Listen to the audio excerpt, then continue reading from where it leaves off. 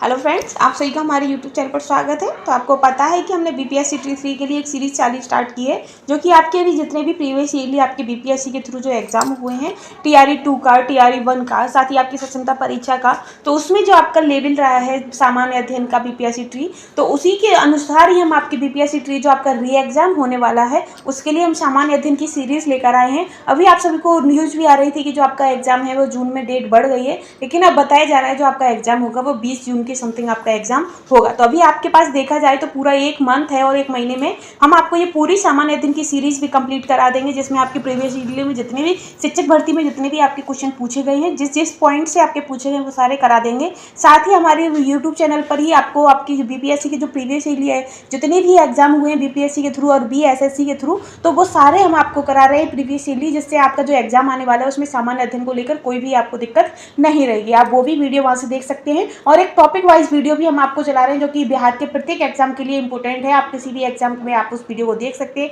जैसे कि आपके वन्यजीव अभ्यारण्य हो गए, पक्षी विहार हो गया, साथ ही आपके और भी महत्वपूर्ण पॉइंट है उन सभी को जीके की हम एक शॉर्ट वीडियो भी चला रहे हैं। साथ ही हम अब अपनी श्रृंखला पर चलेंगे सामान्य अध्ययन की। आप देख सकते हैं ये आपकी जो हम वीडियो बना रहे हैं उसमें ये आपके प्राथमिक शिक्षक से लेकर आपके उच्च माध्यमिक शिक्षकों तक के लिए अनिवार्य है, जिसमें आप कक्षा 1 से 12 तक के सभी शिक्षकों के लिए अनिवार्य होगी। जो भी अभ्यर्थी हैं उनके लिए बहुत ही ज़्यादा इंपॉर्टेंट है और अध्यायवार आपके अध्यायवार सॉल्व पेपर हैं इसमें और विस्तृत व्याख्या सहित पेपर हैं जो कि आपके एग्जाम के लिए बहुत महत्वपूर्ण है। कल की जो हमने वीडियो बनाई थी उसमें हमने आपका प्राचीन भारत कंप्लीट करवा दिया था, मध्यकालीन भारत भी हमने उसमें कंप्लीट करवा दिया था और आधुनिक भारत में हमने आपका उसमें करा दिया था कांग्रेस के पूर्ववर्ती संस्थाओं तक। सॉरी गाइस, हमने 19वीं शताब्दी तक आपका कंप्लीट करा दिया था। आज से हम आपको कराएंगे किसान विद्रोह आंदोलन से संबंधित, और जितने टॉपिक हो जाएंगे आज हम ज़्यादा लेंथी वीडियो नहीं रख रहे हैं, छोटी छोटी वीडियो कर रहे हैं। और जो आपके ये टॉपिक दिए गए हैं जैसे प्रागैतिहासिक काल, सैंदव, वैदिक, 16 महाजनपद, इन टॉपिकों से जितने जितने क्वेश्चन आपके शिक्षक भर्ती परीक्षा में पूछे गए हैं वही क्वेश्चन हम आपको करा रहे हैं जो आ चुके हैं, और उसी से संबंधित जो आपको आगे की कैसे तैयारी करनी है तो वो हमारी नेक्स्ट वीडियो जो हमने सीरीज चला रखी है बीपीएससी और बीएसएससी के थ्रू जो भी आपके प्रीवियस ईयर एग्जाम में क्वेश्चन पूछे गए और आगे पूछे जाने की संभावना है, वो हमने एक और सीरीज चला रखी है, वो भी आपके लिए बेनिफिट है, आप वहां से जाकर देख सकते हैं। और आज की हम अपनी वीडियो की श्रृंखला को आगे बढ़ाएंगे। आज के लिए बस इतना ही और अब हम सीधे अपने टॉपिक पर चलेंगे। चलिए फ्रेंड्स, आज की वीडियो का हमारा टॉपिक आगे बढ़ेगा किसान विद्रोह एवं आंदोलन से संबंधित बढ़ेगा। ये हम कल आपको करा चुके हैं, इसी में हम आगे चलेंगे। आपका किसान विद्रोह, हाँ ये आगे आपका किसान विद्रोह एवं आंदोलन ये है, जिसमें आपका क्वेश्चन है कि ऑल इंडिया किसान सभा के पहले अधिवेशन में कौन अध्यक्ष थे। जो ऑल इंडिया किसान सभा हुई थी उसके पहले अधिवेशन में अध्यक्ष कौन थे, तो आपका आंसर हो जाएगा जो पहले अध्यक्ष में जो अधिवेशन में जो अध्यक्ष थे वो आपके सहजानंद सरस्वती थी। कौन थे?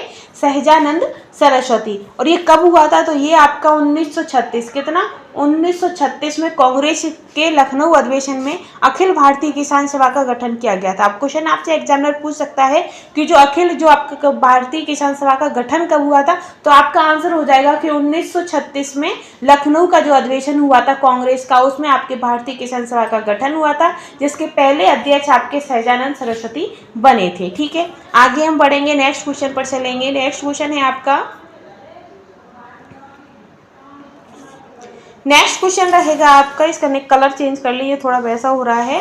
नेक्स्ट है कि चंपारण आंदोलन के जन आंदोलन की प्रक्रिया में ब्रिटिश सरकार ने इस मुद्दे के समाधान के लिए कौन सा कदम उठाया था। किस मुद्दे के, तो चंपारण है। इसमें आप अगर नॉर्मली अगर थोड़ी सी ध्यान दोगे तो चंपारण आंदोलन क्यों हुआ था, तो ये कृषि से संबंधित आंदोलन था। तो जो हो गया आपका ऑप्शन सी, चंपारण कृषि समिति की स्थापना की गई थी। किस पर कदम उठाया था, कृषि समिति की आपकी जो स्थापना थी वो की गई थी। ठीक है, अब आगे हम चलेंगे, नेक्स्ट पर चलेंगे। 42 क्वेश्चन है आपका, जिसमें पूछा गया है कि निम्नलिखित में से किस आंदोलन में महात्मा गांधी ने भूख हड़ताल को हथियार के रूप में सर्वप्रथम प्रयोग किया था।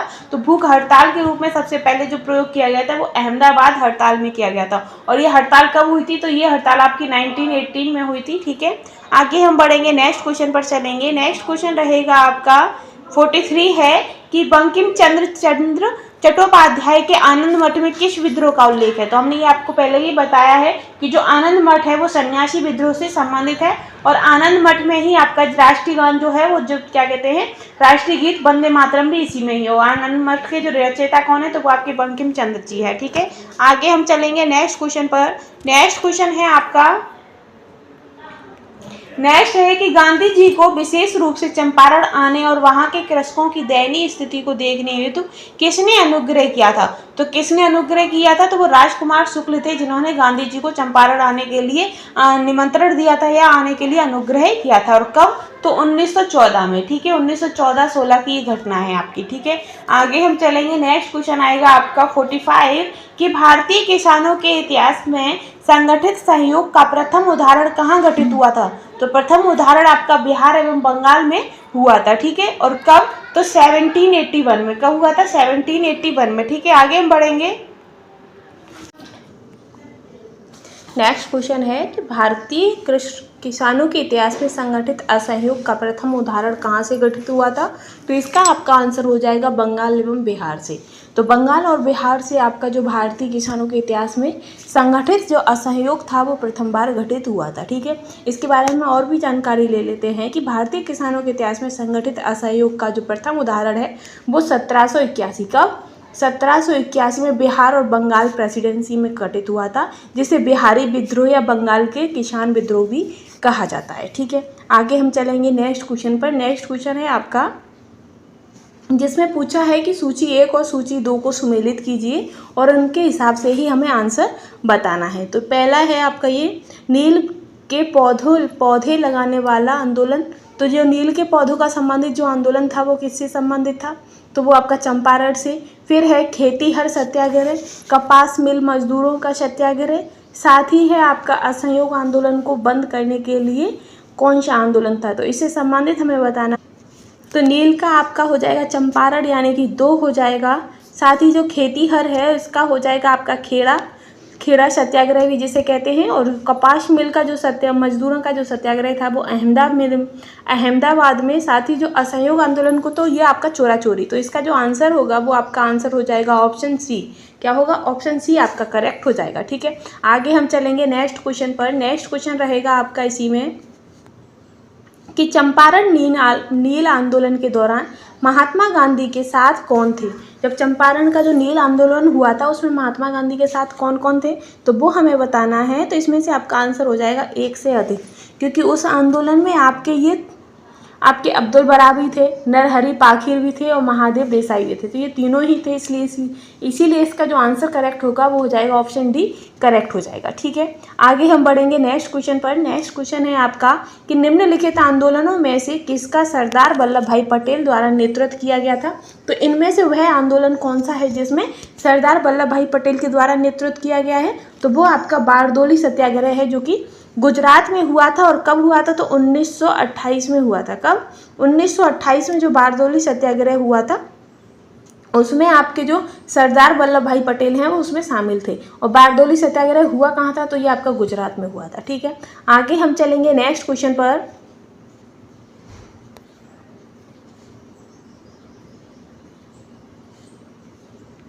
नेक्स्ट है आपका कि 1918 के किस महीने में चंपारण कृषि आंदोलन जो कि चंपारण एग्रियन एक्ट के तहत यूरोपीय नील बागान के स्वामी के विरुद्ध पारित हुआ था? तो वो कब हुआ था? तो इसमें से जो आपका आंसर है वो हो जाएगा कोई नहीं, क्योंकि ये जो आंदोलन हुआ था ये आपका इसकी थ्योरी ये पूरी दी गई है कि गांधी जी के द्वारा 1917 में किए गए प्रथम नील सत्याग्रह नील आंदोलन के बाद 4 मार्च को हुआ था। कब हुआ था?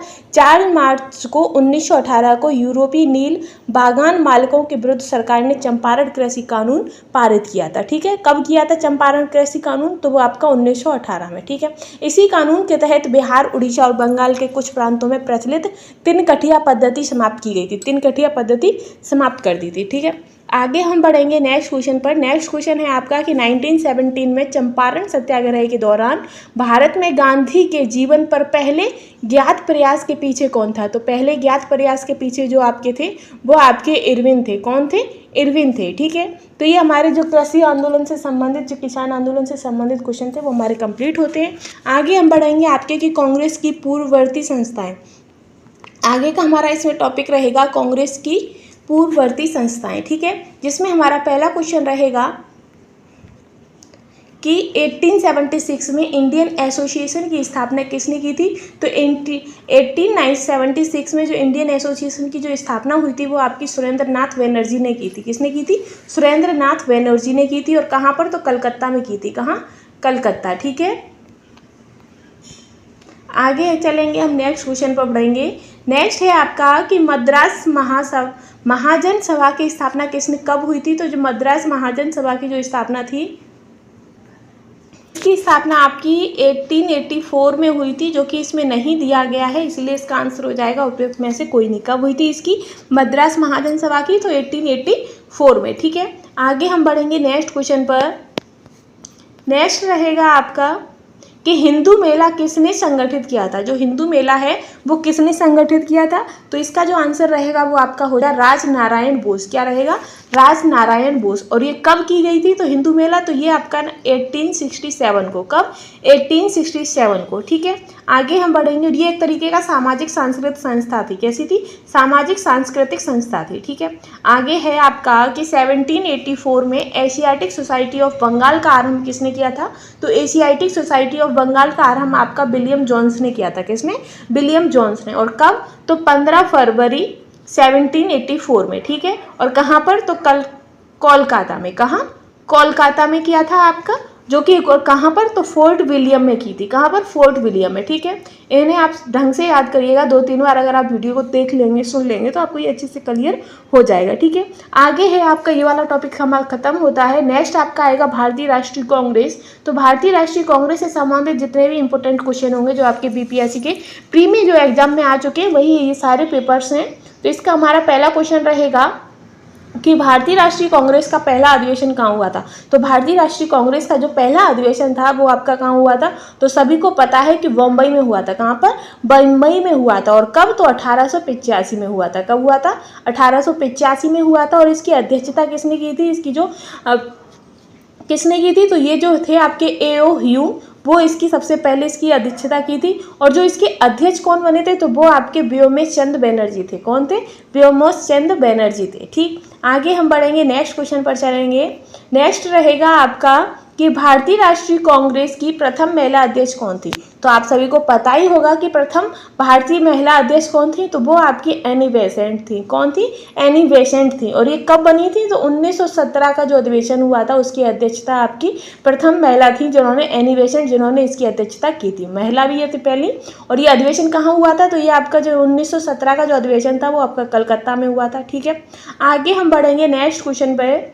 नेक्स्ट क्वेश्चन रहेगा आपका कि 1912 में पटना में होने वाले भारतीय राष्ट्रीय कांग्रेस के अधिवेशन के अध्यक्ष कौन थे? तो जो 1912 में जो भारतीय राष्ट्रीय कांग्रेस का अधिवेशन हुआ था उसके अध्यक्ष आपके R.N. मुधोलकर थे। कौन थे? R.N. मुधोलकर थे। और ये कहाँ अधिवेशन हुआ था? तो ये आपका पटना में हुआ था। कब हुआ था? तो 1912 में हुआ था। और इसके अधिवेशन थे R.N. मुधोलकर। ठीक है, आगे हम बढ़ेंगे नेक्स्ट क्वेश्चन पर। नेक्स्ट रहेगा आपका कि लखनऊ समझौता हुआ था। तो लखनऊ समझौता कब हुआ था? तो लखनऊ समझौता जो था वो 1916 में हुआ था। कब? 1916 में हुआ था। ठीक है, आगे हम चलेंगे नेक्स्ट में।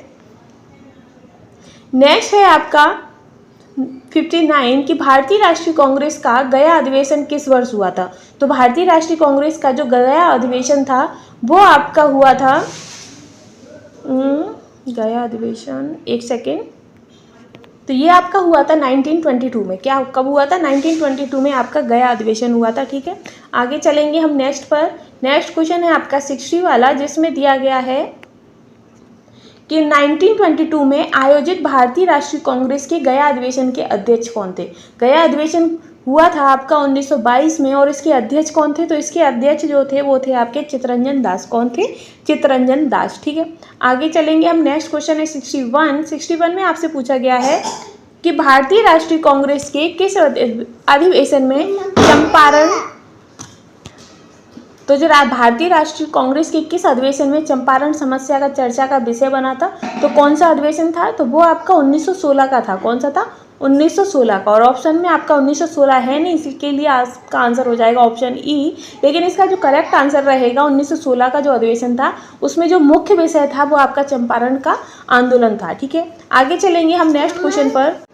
नेक्स्ट क्वेश्चन है कि निम्नलिखित में से भारतीय राष्ट्रीय कांग्रेस के किस अधिवेशन में पहली बार मौलिक अधिकारों से संबंधित प्रस्ताव पारित किया गया था। तो मौलिक अधिकारों से संबंधित जो सबसे पहली बार आपका प्रस्तावित था तो वो आपका कराची अधिवेशन 1931 में पारित हुआ था। कब हुआ था? कराची अधिवेशन 1931 में। ठीक है, आगे हम चलेंगे नेक्स्ट क्वेश्चन पर। नेक्स्ट क्वेश्चन है आपका इसमें पूछा गया है कि सुरक्षा बल्ब सिद्धांत के आधार पर भारतीय राष्ट्रीय कांग्रेस की स्थापना। मम्मी ये 63 है, जिसमें पूछा गया है कि सुरक्षा बल्ब सिद्धांत के आधार पर भारतीय राष्ट्रीय कांग्रेस की स्थापना ब्रिटिश सरकार को खतरों से बचाने के लिए की थी।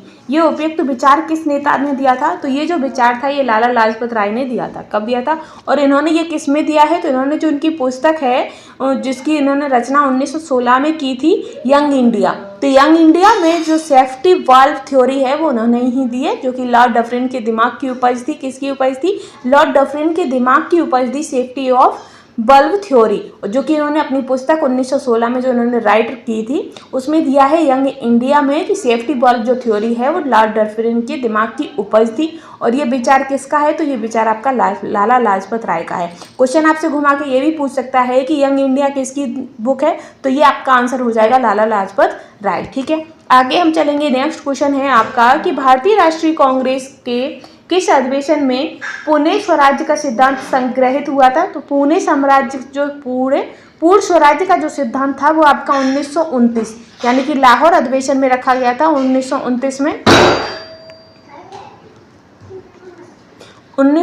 में पूर्ण स्वराज्य का आपका सिद्धांत रखा गया था। और कब कौन सा अधिवेशन था आपका? तो लाहौर अधिवेशन था। ठीक है, आगे हम चलेंगे नेक्स्ट क्वेश्चन पर। नेक्स्ट क्वेश्चन है आपका इसी में कि सुभाष चंद्र बोस भारतीय राष्ट्रीय कांग्रेस के त्रिपुरी अधिवेशन में किसको हराकर अध्यक्ष बने थे? तो त्रिपुरा का जो अधिवेशन हुआ था उसमें सुभाष चंद्र बोस ने किसको हराया था? तो आपके पट्टाभी सीतारमैयन को हराया था। किसको? पट्टाभी सीतारमैयन को। और ये त्रिपुरी अधिवेशन कब हुआ था? तो ये आपका 1939 में हुआ था। ठीक है, तो फ्रेंड्स जो हमारे 1857 की क्रांति भी हो गई, साथ में जो आपका कांग्रेस अधिवेशन था उससे संबंधित जितने भी इंपॉर्टेंट क्वेश्चन थे वो हमने कंप्लीट कर लिए हैं। नेक्स्ट हमारी जो वीडियो रहेगी उसमें हम बंगाल विभाजन एवं स्वदेशी आंदोलन को लेकर आएंगे। साथ ही इसके बाद जो हमारा पार्ट आएगा ये मुस्लिम लीग और होम लीग का आंदोलन, उसको भी लेकर आएंगे। फिर क्रांतिकारी गतिविधियां वो भी रहेंगी। आज का टॉपिक हम यहीं समाप्त करते हैं। अगर आपको कंटेंट पसंद आता है तो प्लीज़ चैनल को लाइक शेयर एंड सपोर्ट करना बिल्कुल भी ना भूलें। Thanks for watching.